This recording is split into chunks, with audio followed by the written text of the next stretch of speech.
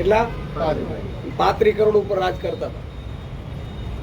આજે તમે લખ્યું છે આમાં જે પર્વત ગામથી જે મિલેનિયમ માર્કેટ 4 ને ભાઠેડાની ખાડી એકદમ સાંકડી કરી દીધેલ છે, એટલે તમને બધી ખબર બધી છે. તેના કારણે ખાડી ડ્રેજિંગ કરેલ નથી અને ટેન્ડર બહાર પાડેલું અને તેને કેન્સલ પણ કરી દીધેલ છે. અને મિલેનિયમ માર્કેટ 4 ના બિલ્ડર અને લિંબાયત ઝોનના અધિકારી ખાલી જગ્યાએ મળીને ખાડી સાંકડી કરેલ છે. બરાબર. અને આ ભ્રષ્ટ અધિકારીઓને કોન્ટ્રાક્ટરોએ મળીને પૈસા બનાવ્યા છે, તેના કારણે 5 લાખ લોકો આ પાપ ભોગવી રહ્યા છે. બરાબર, રાઈટ. 5 લાખ એટલે કેવું છે ખબર છે?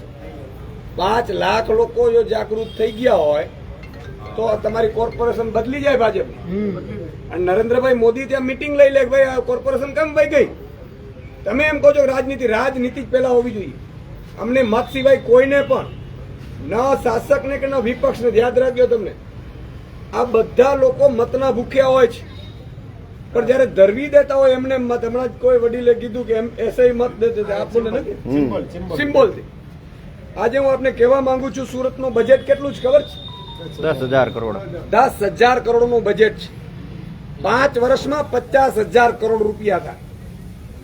અને આ ખાલી સુરતનો, એમાં કોર્પોરેશનનો, એમાં સેન્ટ્રલની ગ્રાન્ટ આવે એ અલગ, સ્ટેટની ગ્રાન્ટ. સ્ટેટનું બજેટ છે 3 લાખ કરોડ 76,000 કરોડ, એટલે 4.5 લાખ કરોડનું બજેટ છે. એ પાછું સુરતમાં ફળવા એ અલગ. સેન્ટ્રલનું બજેટ છે 40 લાખ કરોડ.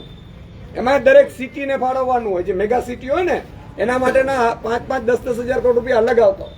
બહેનો તમે ખાસ જોજો, કારણ કે તમને જયારે તમારા સગા સંબંધીઓ ભાજપ પર અમે ચર્ચા કરતા હોય છે, મને કે સુદાનભાઈ તમે ગમે એટલું કરો, અમે 5 ઘરે 1 પેજ પ્રમુખ મૂકી દીધો, જે 5 ઘરની જવાબદારી લઈ લે. અહીંયા માન લો કે 2 માણસો આપણે એવા નીકળે. મારું કહેવાનું છે કે રાજનીતિ એક બાજુ રાખો, પણ હમણાં જ આ ભાઈએ કીધું, તમે જ કીધું ને કે 2006માં હું જયારે પત્રકાર હતો, અહીંયા આવ્યો હતો, સુરત ડૂબી રહ્યું હતું, ત્યારે આટલા પાણીમાં હું હતો, મારી ગાડી ડૂબી ગઈ હતી. હું મારી 2006માં મારી બોલેરો ગાડી ઉપર ચડીને રિપોર્ટિંગ કરતો હતો. અને ત્યારે આ જગ્યાએ ભાવ હતા સોસાયટીમાં મિલકતના. તમે એક મતની કિંમત, તમારી મિલકતનો 1-1 કરોડ રૂપિયો ઘટી ગયો છે એક માણસનો. હવે 1-1 કરોડ રૂપિયો તમારા ઘર દીઠ લોસ છે. એવા 5 લાખ કે 10 લાખ લોકો હોય અને છતાંય તમે જો બટન દબાવવા જાવ તો તમે બચાવી કોણ શકશે? કોણ બચાવી શકશે? ચાલો તમે એમ કહો કે હાલો વિપક્ષ આવશે. વિપક્ષ હું તો એમ કહું છું કાલથી તમારે અહીંયા વિપક્ષ જમવાય નહીં જાય. હાલો અહીંથી તમે 1000 લોકો ભેગા કરો, એમાં હું પોતે ટીંગાટોળી તૈયાર છું. હાલો ઈશુદાન ગઢવી તમારી જોડે ભેગો આવશે. પણ એનાથી માત્ર ઉકેલ નહીં આવે. જે દિવસે મતદાનના દિવસે આ 5 વિડીયો મૂકશે, વિસાવદરની જનતા લાત માર્યા, વિડીયો ન માર્યા. ભાજપના મિત્રો હોય તો મારે વિનંતી છે કે ભાજપ પક્ષ હતું એ જૂનું હતું, હવે નથી. આ હવે એને સત્તા અને ભ્રષ્ટાચાર જોઈએ. તમને ખબર છે અહીંયા સુરત, અમદાવાદ, વડોદરા, રાજકોટ અને ભાવનગર ને જામનગર, આ 6 મહાનગરપાલિકામાંથી ભાજપને 200 કરોડનું ફંડ મળ્યું છે એક વર્ષનું, ચૂંટણી ફંડનું. કેટલું? 200 કરોડ રૂપિયા. તો આ કોન્ટ્રાક્ટરોને માને કે તમારું માને ભાઈ? અંગ્રેજો જયારે આવ્યા હતા ત્યારે આ જ વસ્તુ થતી હતી. આપણા 5 લોકો આગેવાનો છે અંગ્રેજની દલાલી કરતા હતા. અને જયારે દલાલી કરતા હતા એટલે બધા જે લુખાઓ ગુંડાઓ હતા અને પોલીસ મિત્ર તરીકે અંગ્રેજ મૂકી દીધું સોસાયટી. એટલે હું કે આપણે વાત કરી આઝાદીની તક, ના આઝાદી એમ ન મળે, આ અંગ્રેજો છે, ગોરાઓ સારા છે, એના વખાણ કરતા. તમને 5 સોસાયટીમાં ભાજપ પડાને કહે, મારે ભાજપ પડાને મિત્રોને કેવું છે. આજે હું પાટીલ સાહેબને કહેવા માંગુ છું, ચાલો પાટીલ સાહેબના ઘરે. એનો બંગલો કેમ નથી ભાઈ પાણી ભરાતું? ભરાવવું જોઈએ ને. એના બંગલે બહેનો ભરાવવું જોઈએ કે ના ભરાવવું જોઈએ? હર્ષસંઘવી ફાંકા પોતરી આપણે કરીએ, ચાલો એમના બંગલે કેમ નથી ભરાતું ભાઈ? કેમ નથી ભરાતું? આજે મારે કેવું છે કે તમે યાર છૂટાઓ. 182 વાત કરતા હતા, 161 આવ્યા. તમે કરો છો શું પ્રજાનું? આજે મારા જેવા વ્યક્તિએ, અમે રાજનીતિ છે ને એ અમારી મજબૂરી છે, આવ્યા છીએ. પણ જો રાજનીતિમાંથી નહીં કાઢીશું તો કઈ સત્તા લોકશાહીમાં કોઈ તો આપી નહીં શકે. તો તમારી દ્રષ્ટિએ તમને હજારો કરોડનું તો પર્સનલ નુકસાન છે મિલકતોમાં. તમારી મિલકત કોઈ વેચવા કરશે, કોઈ લેતું નહીં હોય. કોણ લે? તો જવાબદાર કોણ છે? કયો ભાજપ વાળો આપણી પાસે મત માંગવા આવ્યો? 6 મહિના પછી ચૂંટણી છે, તમે 1000-2000 લોકો ભેગા થાવ, રાતોરાત કામ થઈ જશે. હું તો એમ કહું છું. મત તમારે જે ઠીક લાગે એને પછી આપો. એનો કામ કરે એ કરી દે તમને તો હું તો એમ કહું છું એને મત આપી દેજો, પણ તમારામાં તાકાત તો હોવી જોઈએ અવાજ ઉઠાવવાની. ક્યાં સુધી ગુલામી કરીશું? હમણાં હું ગયો તો, હમણાં કયો વિસ્તાર હતો આપણે? સણિયા એમાં ગયા હતા.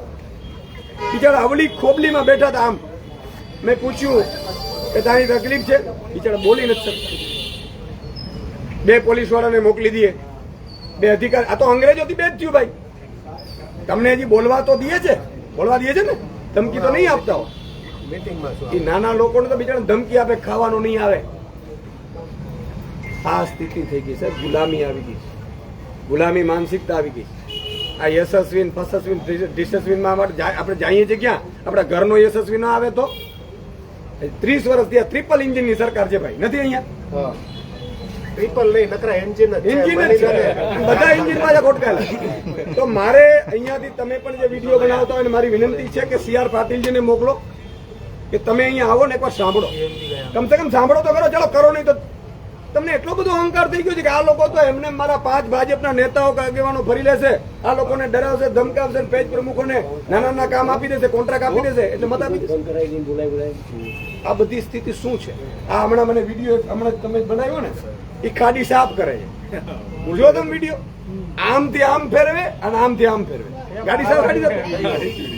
ગયા વર્ષે મહેન્દ્રભાઈ આપણે મીટિંગ કરેલી ને, એ લોકો અમને 6 મહિના પહેલા ઉપચુનાવ થયા છે એ વોર્ડમાં, જીતી ગયા અને જીતી ગયા.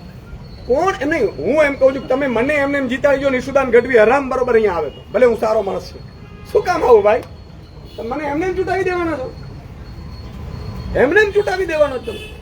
અને નેતા છે ને, હું નેતા છું એટલા માટે નહીં, હું તો પત્રકાર 14 વર્ષ 16 વર્ષ પત્રકાર તો કર્યું. તમે બધા ઓળખતા હશો મને પત્રકાર તરીકે જ ઓળખી છે. બરાબર છે. હમણાં બન્યા તમે નેતા તો હમણાં બન્યો છે, તો મજબૂરીમાં બનવું પડ્યું છે. આ લોકો લૂંટતા હતા એટલે બનવું પડ્યું.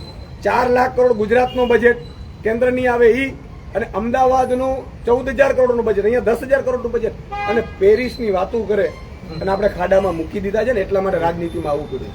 ચાલો ઘર કેટલું ભરશો? હું તો એમ કહું છું પાપ કરાય, ચાલો 2% કરાય યાર. આ લોકોને એ બીક નથી કે અમારા દીકરાઓ સંતાનો નબળા પાકશે, આ બીક નથી.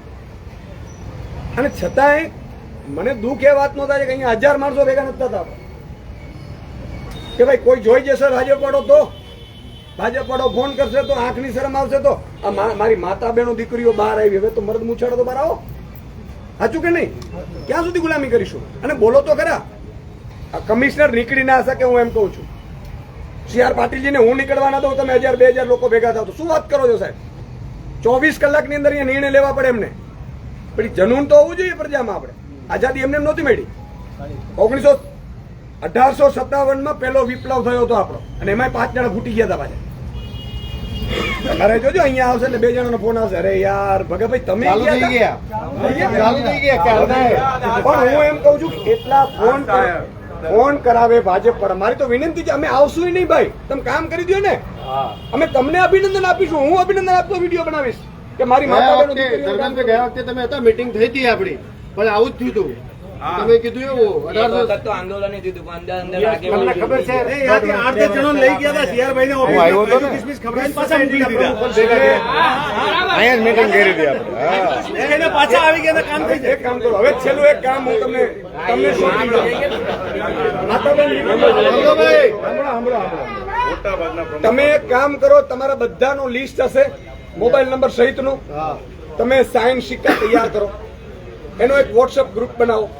વોટ્સઅપ ગ્રુપ બનાવીને આપણે નક્કી કરીએ કે ક્યારે ભેગા થવું છે, ક્યારે આંદોલન કરવું છે, ના શું થાય, અને કયો પોલીસ કે કયો ગૃહમંત્રી તમારી આગળ ટચ કરે. હું બેઠો છું, ગૃહમંત્રીને અહીંયા ભગાડી દઈશ. આ પ્રજા માટે લડવા માટે નીકળે છે, કોઈએ બીવાની જરૂર નથી. અને હું તો એમ કહું છું કે એને કરવું હોય તો કરી બતાવે, લેખિતમાં આપે ભાઈ. બોલો, લેખિત લેવાની આપણી તૈયારી છે કે આ કામ પૂરું કરો. અમારી રજૂઆત તો જો કઈ તારીખની છે? 22ની છે, મેં બધું જોઈ લીધું છે. 15/7/2022માં, અને આના પછી ચૂંટણી આવી. બોલો, એના પછી એને રજૂઆતો કરીને થાકી ગયા. આના પછી 2022 આવી ગઈ. પછી 2000 આવશે.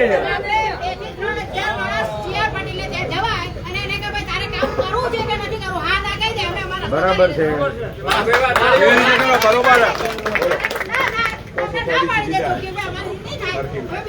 અને તમે એક વસ્તુ ધ્યાન રાખજો, 1000 માણસથી ઉપર ભેગો થાય ને એક ઉપર કેસ નો થાય, સમજી લેજો. કોઈ કેસ થી બીતા નહીં. કેસ અમે સહન કરીશું, અમારી ટીમો કરશે. હશે તો એવું હતું તમારી માટે બેઠા છીએ.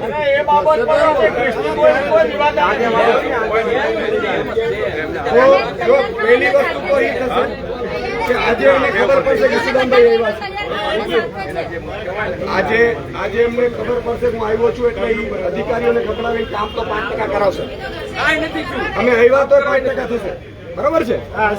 તમે મેં કીધું એને કે ધર્મેશભાઈ એક ટીમ બનાવી લો, આપણી પાસે અમારી 20-25 લોકોની ટીમ બનાવી લ્યો, વોટ્સઅપ ગ્રુપ બનાવી લ્યો. વોટ્સઅપ ગ્રુપમાં આપણે નક્કી કરી લઈએ, બહેનો પણ નક્કી કરી લે અને બહુ જ શાંતિપૂર્ણ રીતે આપણે એની રજૂઆત કરીશું. એ લોકો કઈ કરશે તો આપણે પછી રસ્તો બીજો આવડે. તૈયાર છો બધા? અમારી ટીમ આમ આદમીની ટીમ તમારી છે. આમ આદમી એટલે શું? આમ લોકોની પાર્ટી. આ કોઈ ઉદ્યોગપતિ બિલ્ડર નથી. આ બિલ્ડર છે ને એટલે પ્રોબ્લેમ છે. એટલે મારી સૌને વિનંતી છે મજબૂતાઈથી એક થાવ અને ગ્રુપ બનાવો. કાલે કે પરમથી મીટિંગ જ રાખી દો ને અહીંયા. હું કામ વોટ્સઅપ ગ્રુપ? કાલે કે પરમથી તમે કયો અમે આવી જાય. ધર્મેશભાઈ ટીમ બનાવો અને મીટિંગ કાલે રાખો. 2-3 થી ભલે મીટિંગ કરવી પડે. હા, શેરીએ શેરીએથી કાઢો મારા બધાને.